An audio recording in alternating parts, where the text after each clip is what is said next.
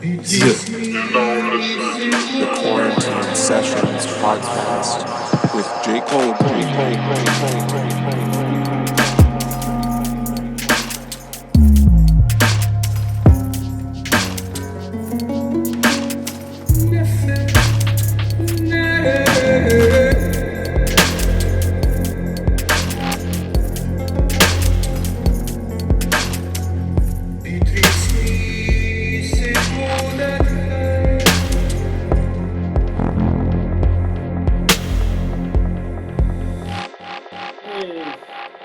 What's up, bro? How you doing? Nice to see you. Nice to see you too, man. It's been a while. How you doing? Doing really good. Just being an artist in these times that seem very artistic to me, being Yeah, in our own space and creativity. yeah. And you're in Eureka, right? You're No, in like Northern Arcata. California. Arcata. Okay. Oh, Humboldt Arcata. Cool, County.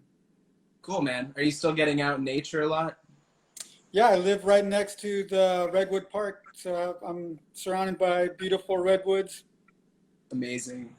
Mhm. Yeah, the forest there is something else. I agree. It's a beautiful Amazing. place to be. Cool, man. Yeah, I'm glad to hear it. That's something I miss a lot about California is just the nature and yeah, being present in those kinds of places and those forests. It does something to you. Yeah, and I lived in Seattle, as you know, for many years. And I always used the Space Needle as I called it my antenna. But Huh. down here I have the redwoods as my antenna. So I ground my vibration through the earth and use them as my interconnectors, if you will. Yeah, man.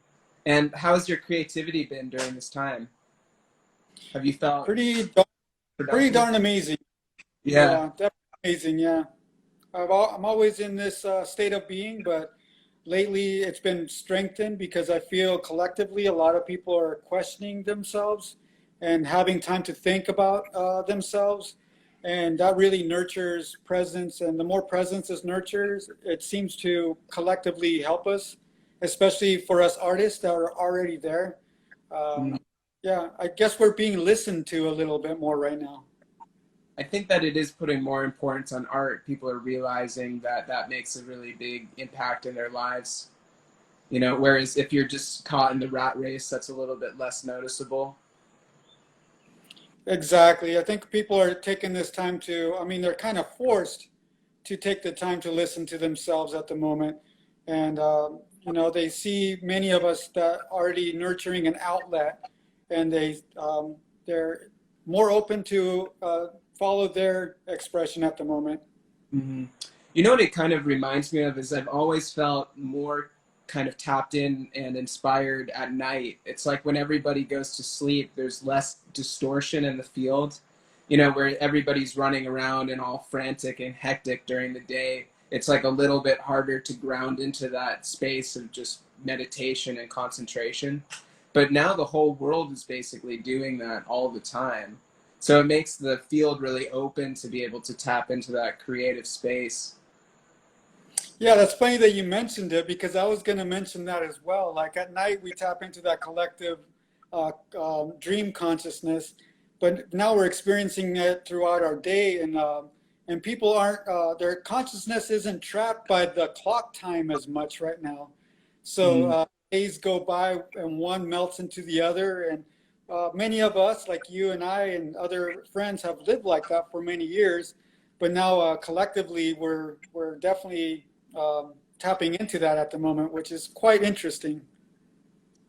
It seems to, in some strange way, be having a benefit for artists in this time. I know a lot of people are suffering in this time, and I'm empathetic to that too, but it does seem to have shined more light on creative people and given more of a platform for people to be able to reach a larger audience as well. Yeah, I think it is. We can't overlook the pain that many people are going through at the moment. But at the same time, the Earth has been wanting a shift so bad, and it takes like for some reason humans get trapped in these cyclical things that it really takes something huge to change consciousness. And I feel like right now is a time that that is actually happening. And people are paying attention to the art more at the moment. They're having more time to ponder things. They're not like waking up every day and following through with things that are already pre-planned. So that in itself is opening up the mind to be able to recognize what's going on around them and such. So I really do think right now is a powerful time for us artists to be clear with our message and expression. Mm. Yeah, that level of spontaneity, I think, is really important. Not having something predetermined for you. I think creativity really sparks out of that spontaneity. Yeah, And I think John Lennon said, "Life is what happens when you're busy making plans." It always yeah, stood out to me. yeah, for sure. And it's also like the way a caterpillar becomes a butterfly. It goes into the cocoon and it melts and it goes through this horrific decomposition process where it becomes this kind of just gelatinous uh, goo, and then it reemerges as this butterfly. And I think that that seems to be a general theme, is that growth is preceded by destruction, but that destruction aspect, whether that's a forest fire to help with the regeneration of a forest or whatever it is necessary for this new phase, for this new life to emerge. So given this current situation, things are going to die, systems are going to collapse, and there's going to be an element of pain or discomfort within that. But it's really in service for this next chapter, this next phase, this next age to be awakened. Yeah, I always been saying this for a long time regarding my art and art movement and collective that I'm a part of is make no resistance to an interdimensional existence. Yeah. With only one rule, bad thoughts collide with the physical shell we ride. So glide with a good vibe and be one with a harmonic tribe. And that's always been my little poetry to remind me of these things, because I really do believe that that's what we're going through right now, is that the next paradigm that humanity is needing to go into is a multi-dimensional realm. And we're coming out of a one-dimensional realm, which is suffocating us because we're trying to solve problems from a one-dimensional view, and it's not working out. And such a consciousness creates and nurtures separatism. And that separatism nurtures racism and all the isms that we don't really like and can kind of suffocate our humanity. So the only way that we can shift into the multidimensional paradigm that we need to go into is for this transformation to occur, like you stated. Mm. Yeah, absolutely. I think that interdimensional existence is something that's really actually natural for people. And you hear stories of people from tribal communities, and the way that they will access information is by having a vision, and it's often through an ayahuasca ceremony or something like that.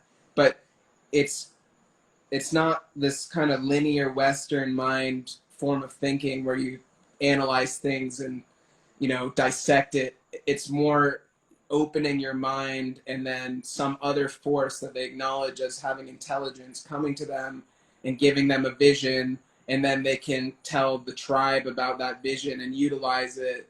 And a lot of the medicines that they use, a lot of their information about plants in the Amazon come through those visions.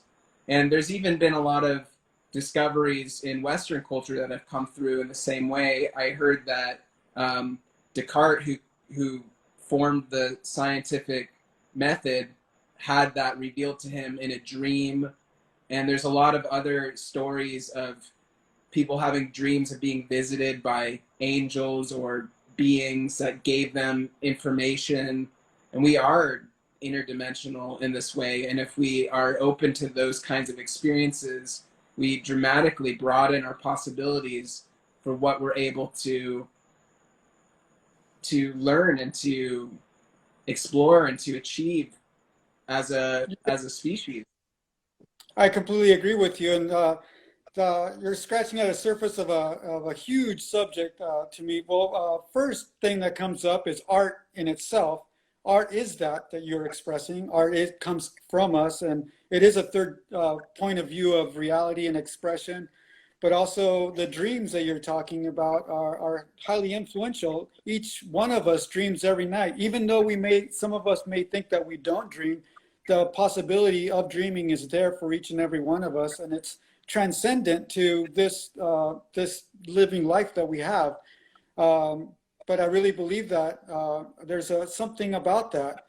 Like to me, I always look at my day, like in the morning, I wake up, which symbolizes birth. Then I experience my day, which symbolizes life. And then at night, I fall asleep, which symbolizes death. And after death, something happens. Dreams happen. And this is very important to me because I feel like the microcosmic view of a day is a view into the macrocosmic view of existence. And I do believe in this afterlife.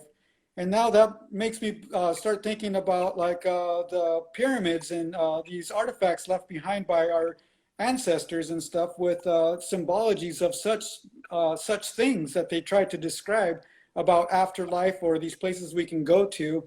And like one thing that I always think about is how they can't figure, like the further back they go, like the Egyptian pyramids, they take it back to the height of the civilization. Not like it's starting from the bottom into its peak, but actually its peak descending down into our existence. And to me, that makes a lot of sense because I truly believe that we're coming from our dreams. So the more that we understand what we're trying to understand is we'll realize that there is no time sequence that we're going to achieve. We're going to realize that we've been dreaming all of this up ourselves. And that's a pretty intense thought for most people to accept that you're actually dreaming this entire existence right now. Yeah. Yeah, that's really congruent with a lot of Buddhist ideas as well. And they talk about this reality not being real or this reality not being the default reality. And if you've been an oneironaut, somebody that has deeply explored dreams, or you've been a psychonaut, somebody that has deeply explored altered states of consciousness and those types of experiences, you can certainly have experiences of other places and other realities that are very, very real. And the experiences I've had with lucid dreaming, going to places where you can examine all the objects in the dream space very, very closely, and they have an insane fidelity of detail that makes the objects in that dream space appear much sharper, much clearer, and much more real than what we experience in this so-called waking or default reality. In experiences I've had with DMT, when you smoke DMT and you go into this kind of numinous space, it feels like waking up from a dream. That's kind of the experience that I have when I smoke DMT. Is it feels the same as when you're dreaming and then you get woken up through an alarm clock or something like that, and then you come back into your body and you realize that what you're experiencing was a dream. That realm that you go to when you smoke DMT has always felt more real than this realm. And I think that it's possible that there's like a hierarchy of different realities or different planes, and that reality is actually more fundamental than the one that we're in currently. That's a higher octave or something that is playing out simultaneously, but our consciousness isn't tuned into it to be able to experience it. I completely agree with you. I believe that it is the reality that you're talking about that we tap into with those kind of experiences. And the hierarchy that you bring up, it's just our human consciousness trying to decipher what it all is in a linear level, because there is no other way to experience each other unless we experience each other through separation. Without separation, we couldn't physically manifest into this third dimensional reality that we're experiencing at the moment, which is incredibly beautiful and a miracle because it's not really true, yet it's really, really true. The experience, if I hit my head on the table, it's going to definitely hurt, and you can't deny that. But nonetheless, that I believe that what you're saying is this higher truth that we're tapping into, And I really do believe that we're here on Earth on a mission to manifest this multidimensional existence rooted into this dimension. And I really believe that the visionary artists and the psychedelic movements and all these things are tapping into, if we're conscious of it or not, we're always trying to express this multi-dimensions within one dimension. If you notice in our art, and most of our visionary artists, they're always trying to express this in the art. And I really do feel like nature or spirit is wanting to shake us up, to awaken us from this delusion we call reality into this real dream of freedom. And I really think this is a very important topic for humanity, because we're very isolated in a separatist mentality, and we're always trying to fit in, and we're not supposed to fit in. That is that's feeding into an illusion that isn't real. And but it's also interesting because the whole world is running off of this matrix of separation. So we're constantly always abiding by the separation to go work and do things to try and survive and be satisfied by that. When in reality, in our true essence, we're trying to unfold like a flower or like a tree or like all things that are naturally growing. And to be in that state is to be multidimensional. It seems like the soul has an impulse or a drive to awaken. And that's what in Buddhism they call the Buddha nature, which is that place within you that remembers before separation, or kind of remembers your truth that exists in all beings, that is striving towards enlightenment or awakening or the realization of truth. And the belief is that all beings, all people have that, because all beings are that. And it's kind of like the one is longing to realize itself, and all beings being a facet of the one, they're participating in that. And that awakening or that realization is actually inevitable, no matter how far we might seem from it, given what's going on.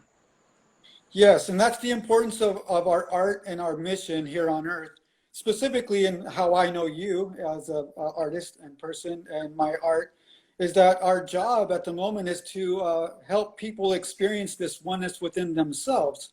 And that's really important. And that's another thing that relationships teach us.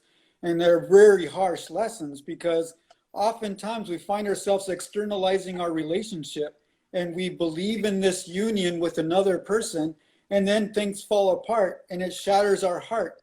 But then we have to recognize that our heart isn't broken. It's the illusion that is broken, but it feels like our heart is broken because we've invested into this illusion. And those are lessons that are very profound and very important, because they're there to teach us that that is not reality. Reality is within ourselves. It doesn't mean that we can't have relationships. Obviously, we're designed to love and be in love, but we have to nurture the presence within ourselves and nurture the presence in the other or in our communities and all these things. And it sounds fundamentally simple, but yet we have yet to manifest this, including in this nation that I live in here, where we boast freedom and we're always constantly defending it. But defending freedom, that statement in itself doesn't make sense. You can only express freedom. Most people say, well, we have the freedom to choose. And I'm like, well, if you have the freedom to choose, you're like, what are you being fed? You know, you're choosing between two things external of yourself. That does not sound like freedom to me. And I always say freedom is an offering. If you're not offering of yourself, then you're not free. And that's what I personally believe, that a lot of drug problems or insecurities or sadness or all the ills that we have in our world stem from precisely that, is that a human being not feeling like they fit from being themselves. And they're all getting this affirmation from an external source. And that in itself is the disease. Yeah, it's like we're socialized, and there's a lot of pressure and weight around fitting into society socially. When people feel like they don't, then yeah, it can create immense suffering that can lead to drug addictions. And I think that a lot of relationship stuff is based on that, wanting to fit in or feeling a sense of belonging. And it's also from a spiritual place, a longing to find that sense of union also.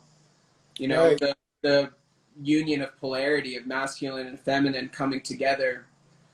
And the danger of that is believing that somebody else can give you that, or thinking that that is going to come from outside of yourself, and projecting this fantasy that if you find a relationship, if you find somebody, if you get married, whatever it is, that you're going to find security, you're going to be free from insecurity, you're going to find happiness, you know, it's going to be happily ever after, because that's the narrative that gets sold to us through Disney movies or whatever. We're brainwashed to believe that, but it doesn't work that way.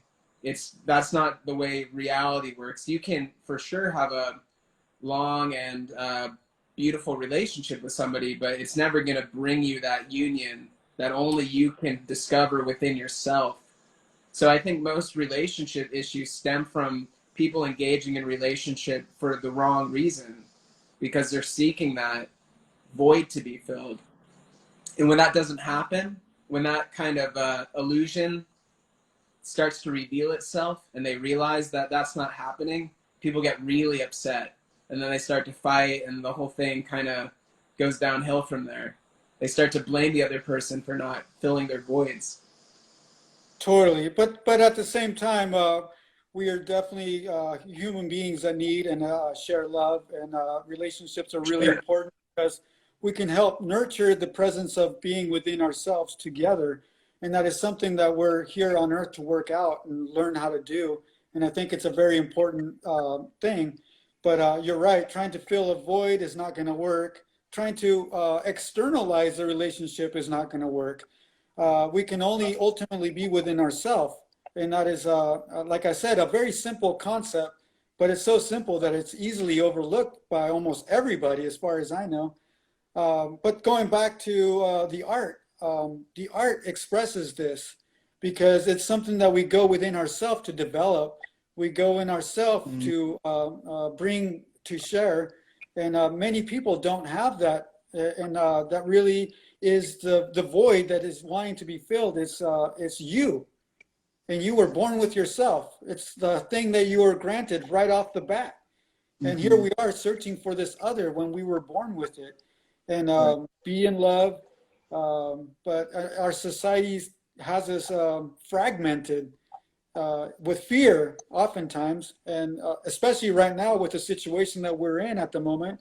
I'm sure you're bombarded with different memes of this or that, trying to influence reality. This is how it is, negativity and all this. And actually I woke up this morning and I remembered something that was really profound about Noah's Ark, because I really love all the things that we've been gifted, all the stories. I'm not too attached like a religious person attached by these things, but I feel like all these symbols are really interesting to contemplate, such as art. And I remember this one time that I was really thinking about Noah's Ark, the animals 2 by 2 getting saved, and but the animals were my left and right hemisphere of my brain, and the ark was the cerebral cortex. And I came up with a poem. It was like the spark to see the truth within the dark. And to me, it was stating that the flood was coming, but the flood this time was information.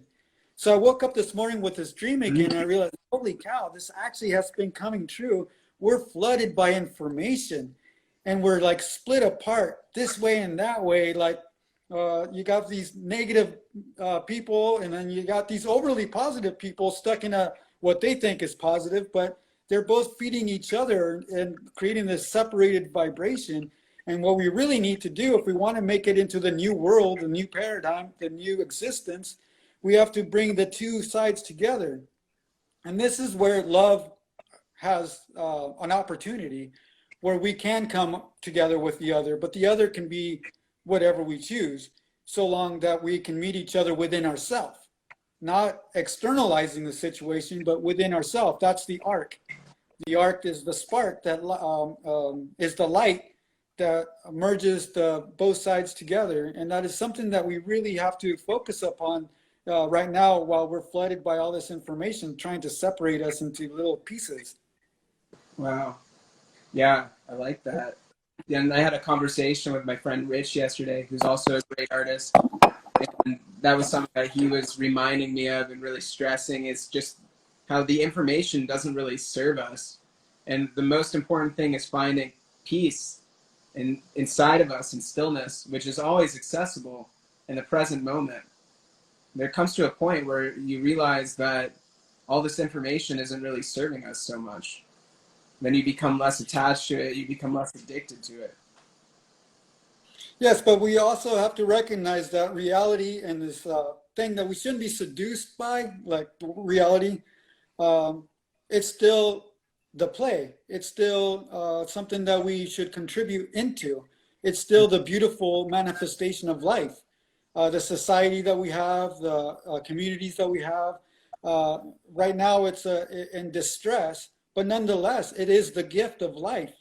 We just have to recognize that it should be based on our individual offering. And the systems in place nurture separation and trying to fit in, like we were saying. And we really, if we want to go into the new world, we have to create a matrix that nurtures the individual freedom. And it's something that we've been preparing for. That's why we have such terminology such as freedom and the fundamentals of life and such a thing. And also all the technologies that have been manifesting. If we just look back and see the sequence of our evolution, it's come up to this point of having this device in front of me where I can have this conversation with you. And these are like little tools that are expressing our union, and little by little. And I totally believe that like the phones, computers, internet, and all these different things connecting us is just our third eye waking up. But we're bound by the third dimensional reality. So in this third dimensional reality, consciousness is manifesting it however it can. And since we're materialistic beings, we're manifesting it in this weird way, such as phones and 5G and this and that, which is a whole sorts of negative, positive, but that's what reality is. And that's what we really have to not get too stuck or influenced by the separation of it all, but really unify your presence. And it all will realize that they're just training wheels into this new realm that we're tapping into. It's a real profound reality hack when you start to realize that freedom isn't something that can be garnered externally, but has to do more with your state of mind and how you experience the situations in your life. And that the real work is about orienting your inner state and focusing on that and not worrying too much about what's going on outside of you. And just to touch back on what you're saying, I definitely believe that a lot of the discomfort that people are experiencing is due to just not feeling okay with themselves and within themselves because they've been brainwashed or programmed to believe that for some reason they're bad because they don't fit into a certain kind of mold that that society tries to sell us.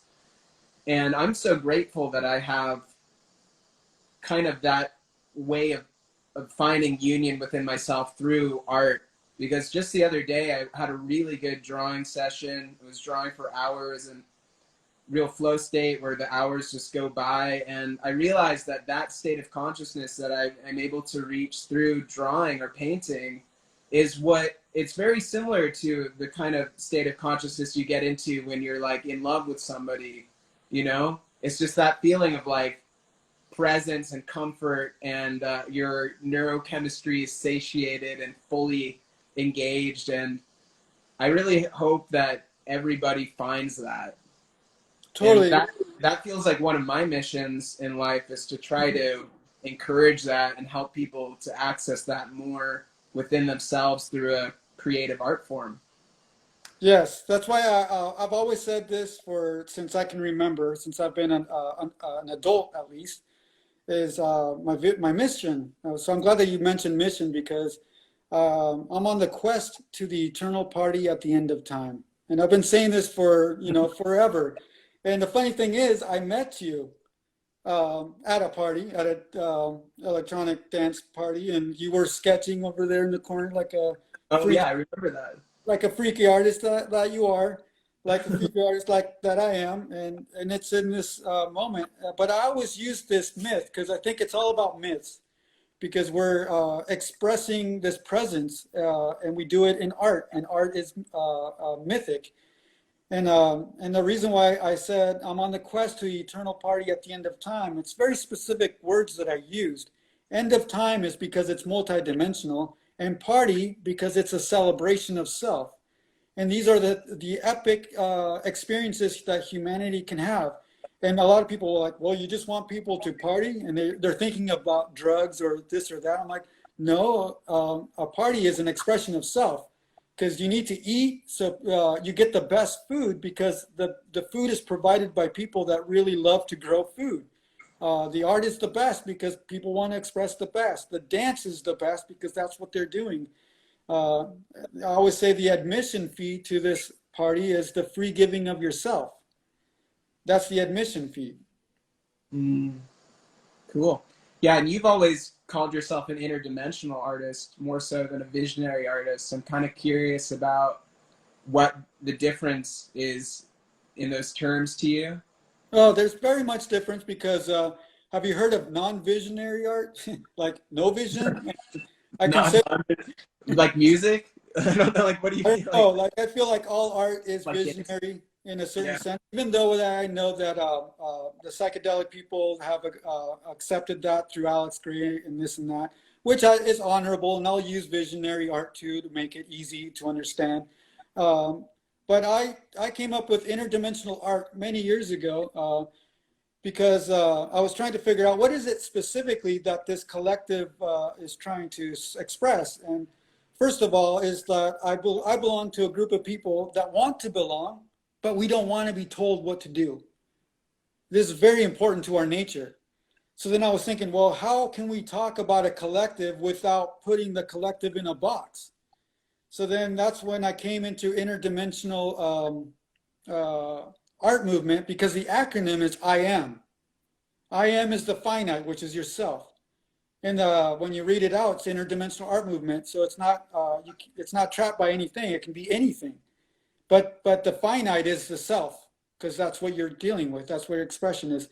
And there is one story that is kind of a trippy story that I never even knew what interdimensional was. I never even heard the word until I had this profound psychedelic experience, actually, very early on in my life. Can I tell you? Yeah, of course. All right. I was hanging out with these people that at a record, they had the record store, and they were just hanging out, and they were all on speed. I've never done speed, and I don't do speed, and it's not my thing, but I love people. And I would find these kids, they would be up all night. I was up all night out in Seattle, and they were playing music, and I'm like, I love music, and they love me for some reason. They would give me gifts. They'd give me a brand new airbrush, all the paints, just paint on our wall. We'll play records all night. I'm like, okay. Wow. So I'm like painting records. I'm like, hey, you want a trip? I'm like, okay. So they puddled me one night, right? It was on my birthday, and I was like, and then it was really weird because I was like painting, and then every time I would look back, I would catch everybody in their half step, because I would only look back and then back to my painting because I was tripping so hard. And then, I would catch everybody in their half step, and I thought, this is kind of strange. Nobody's sitting still. Everybody's like in their like weird motions, and I was like, well, this is really weird. I'm like, okay, I need to take a break. They didn't smoke herb, but they would give me the nicest herb because they always had it there. And I'm like, so I'd have everything I ever would want. They'd gift me these things. And this record store was downstairs in a basement, and there was these stairs that went upstairs, but it was blocked off because it turned it into two places, you know? So these stairs went up into nothing, and it was like a little box. And it says you can go in there even though the smoke has nowhere to go, but for some reason I'm like, okay. So I go there, there's a little chair on there. I close the door, and I'm sitting down, and I take a hit, and then I light the incense. As I'm putting the incense down, the incense smoke starts going up, and then I follow the incense smoke up, and the incense smoke went through the ceiling, and all of a sudden I could see stars. And as the incense smoke was rising, it turned into a scarab. The scarab opened its wings, and there was rainbow wings, and it went through the sky. And I was like, whoa. And as soon as I saw the stars up in the sky, I'm like, in astonishment, I like brought my vision down, and all the stars fell down and they melted. into Wow. the bricks that I was surrounded by, and the bricks were all hieroglyphs all around me. I looked down, and I'm sitting up like this, and I'm wearing like pharaoh garb. I looked down on my feet, and on my feet were like these beautiful shoes, and it was as real as this reality, and it was gold and silver, thin shoes that were wrapped around beautifully around my feet with wings and such. And I was like, this is totally next level. And then these words came out of nowhere. It says interdimensional, interdimensional. And then I came out of that trance. I opened the door and I came back to the party to paint my mural. I didn't say anything because I didn't know where to even say. But from that moment on, it totally woke me up into this interdimensional existence. And then from that moment on, I started understanding the pyramids, and the pyramids being left behind as symbols or activators of this multidimensional game that we're all playing and we're all trying to manifest here on Earth. And I know those are like moments that sometimes I overlook as a psychedelic experience and leave it simple as that. But it's way much more than that when you learn and download so much within one moment. And it has a way of changing reality within that one moment. So long story short, interdimensional has roots into that. Wow, cool. Yeah, it's way more than just a psychedelic experience because, I mean, you could have, if it was just that you were hallucinating, you would have seen anything, right? But there's a kind of consistency to the kinds of visions that people have on psychedelics. People see sacred images. You saw sacred images. You saw the scarab beetle, which is this sacred Egyptian icon. And so many people have experiences of Egyptian sacred images or hieroglyphics or these other things from other cultures that seem to be embedded within our DNA. It's kind of like it's somewhere in our collective distant memory. And when you take a psychedelic, it's like a key that opens up that lock to be able to access those kinds of information fields. Totally. I agree. I'm very psychedelic, I admit, because my first psychedelic experience opened up to the Mayan perspective. That was my first real view into those dimensions because those dimensions unfolded within me. And I've had the Mesopotamian bull with wings. I've seen fly around me before. And one of my great teachers helped teach me how to dance, and that was Ganesh, because I've hallucinated Ganesh twice. There's two different kinds of hallucination. One is you hallucinate outside of yourself and you witness something outside of yourself. Those are more standard. But the second one was pretty intense. I was looking down and I was moving. I saw a trunk coming off my face. And the way it was moving like this, all of a sudden I caught myself moving like that. And the rest is history as far as dancing. Cool. Yeah, and all of the kinds of, it's become real commonplace for there to be galleries and live painters at festivals and concerts, like Red Rocks having 50 live painters, stuff like that. But you were kind of the one who started that, right? You were Well, sort of doing live painting before that was a thing. Well, I can't claim that I was the first one because it predates just like everything else. There's always someone way back in the past or whatever. But as far as a modern psychedelic conscious events, it's something that we definitely helped start up in Seattle under the name Interdimensional Art Shows. And we would do that once a year. During that time, we were lucky enough to have abundance and we used our abundance to like fly original artwork from Alex Gray, and then a lot of people that I synchromystically align myself with, such as you. The names are infinite. I don't even want to name one because I'll forget to mention others, and there's many people, and I know many of us know all these people. But before that, there was no such thing, we just really believed in this thing, and we put all our money into it. And as a spell, as an invocation, and the invocation has worked. Time has passed by, and now it's fundamental to have these things because the reason why it's not only the live painter, The Interdimensional Art Movement is an event itself.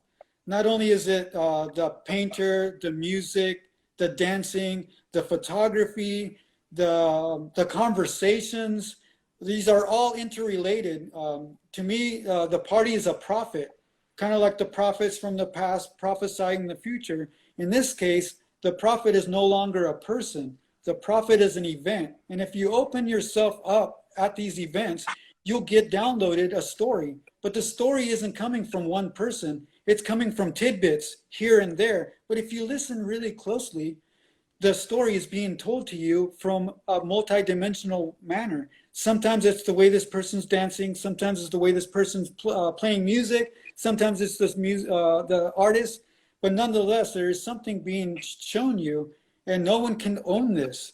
And that's where I accepted my name as synchromystic, because it's the synchronicity is the language of God as far as I'm concerned. And if you really open yourself up to it, it really does want to speak with you. And the cool thing is, no one can own it, but you can participate. You can offer into that. And that is what nature is calling you to do, which I feel like what we're all doing is really important as far as this human experience. As far as I know, the human experience is this. Mm-hmm. Yeah. And a lot of the pieces I've created live, it's like tap into something different for sure. All the energy that's going on at an event, the music, the people, everything, create something way different than you would if you're just alone by yourself in your studio. Exactly. But the one thing about being alone, like, you know how I'm sure that you've heard this before, well, why just do artwork for myself? That's totally fine. But we have to remember that ourself is part of humanity. So if someone is in a dark corner somewhere doing art for themselves, it is really important to really do that, because that soul probably needs that reflection, and they're still doing the work for all of us. We're all feeling that, no matter where you're at. If you're together at a party or with your friends or by yourself, you're doing it for myself.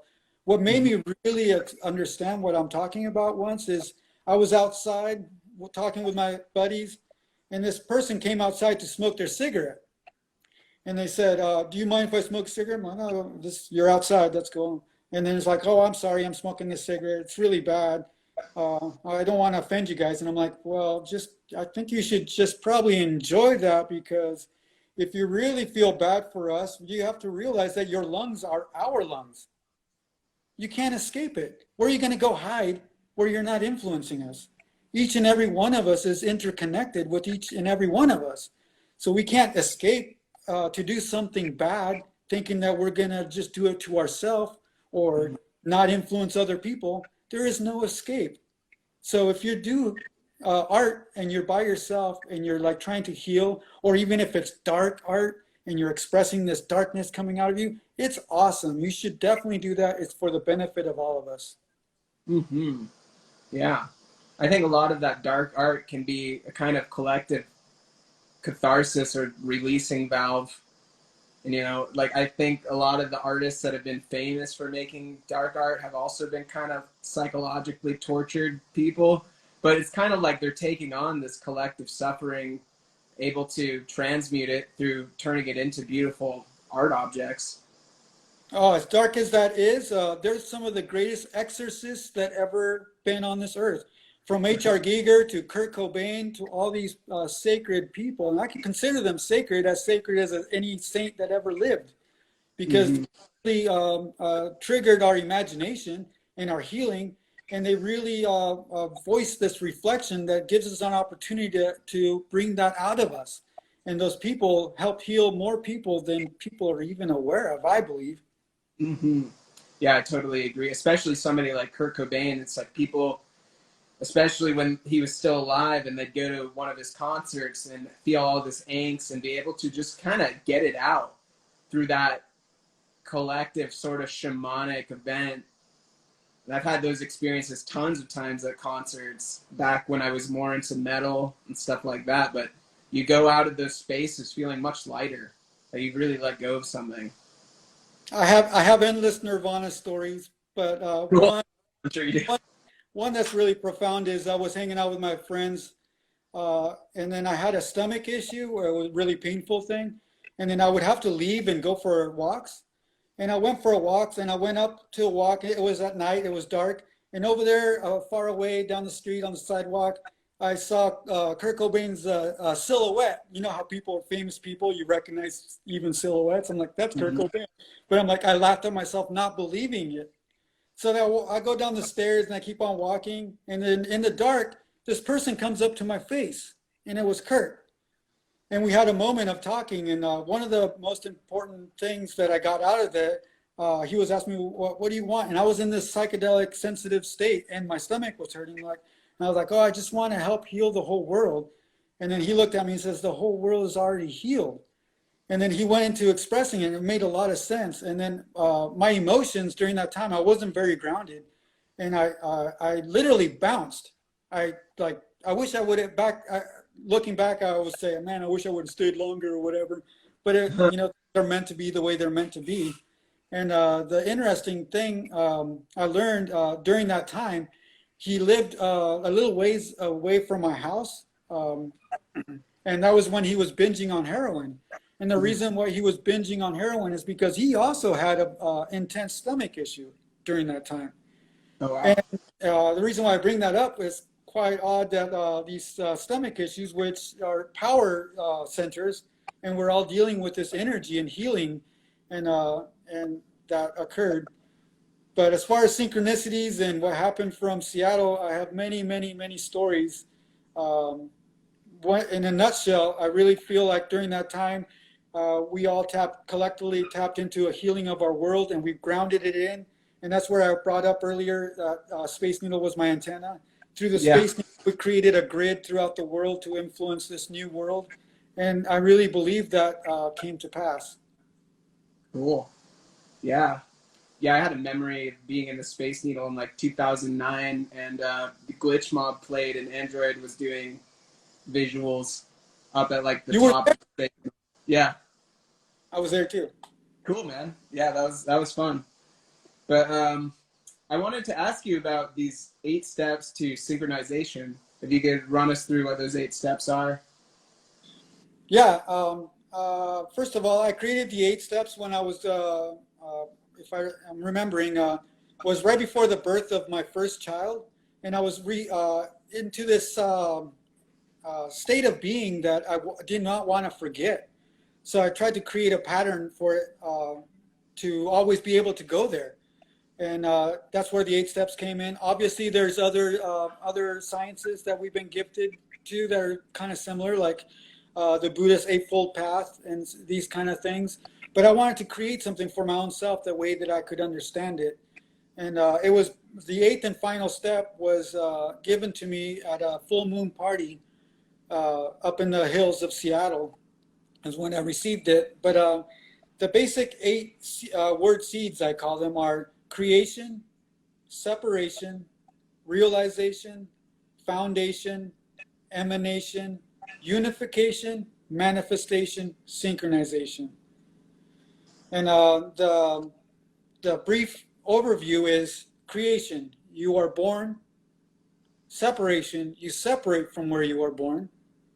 Third is realization, you realize who you are after you've separated.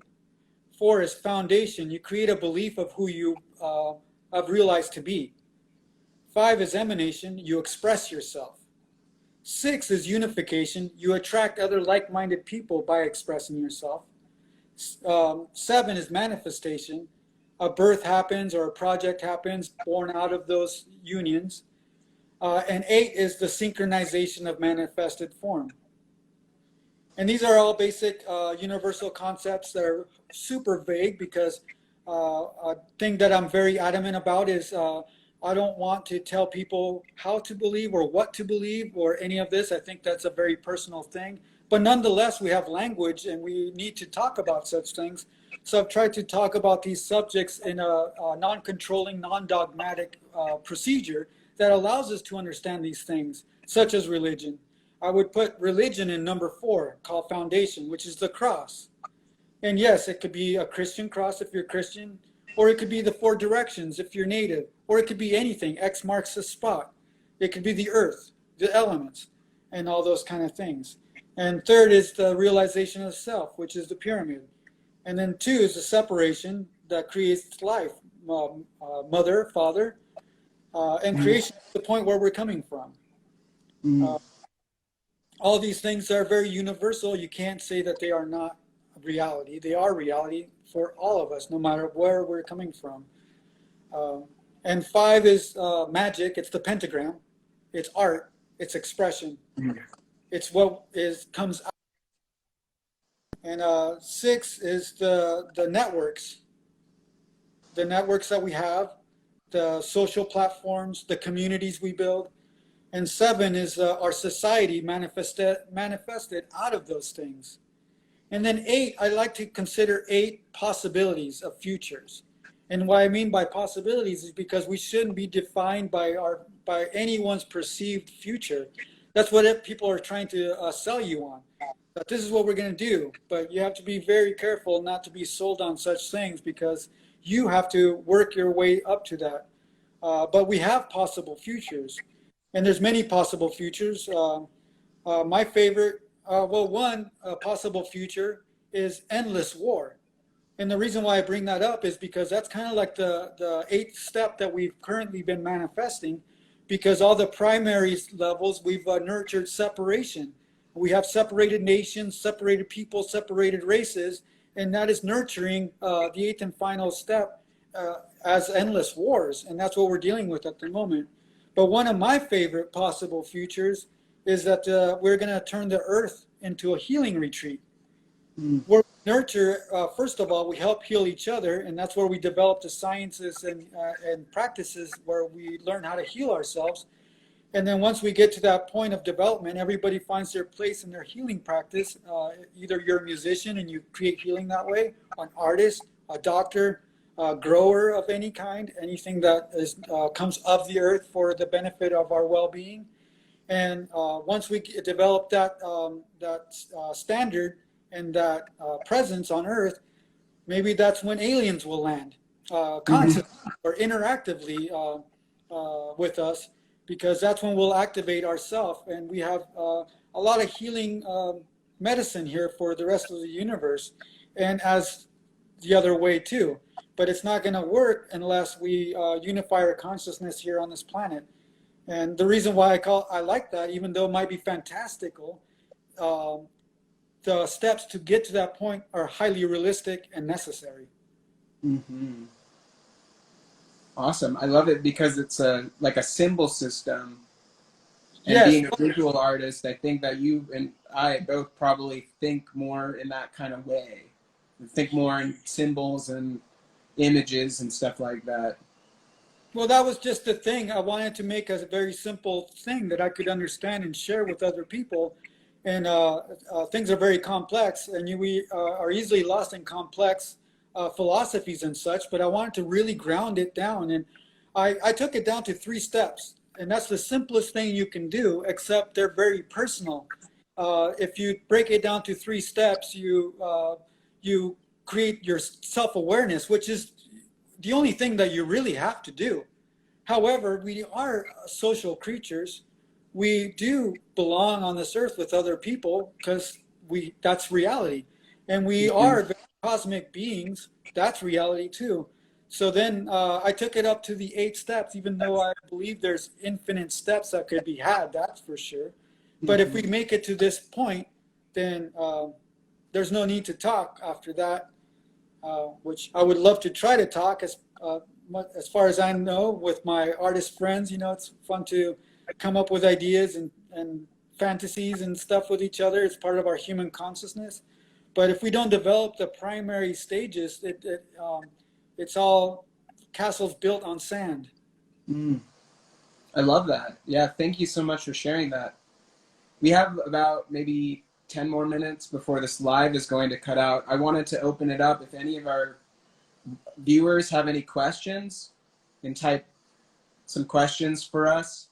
In the meantime, I wanted to ask if you could talk about Tribe 13 and tell me a bit about how Tribe 13 came to be and what it is and what it means to you. Okay. Well, Tribe 13 right now, the the most well-known part of Tribe 13 right now is the Tribe 13 Gallery, which has been continued by Jennifer Ingram, which was my first partner that gave me my first two beautiful children.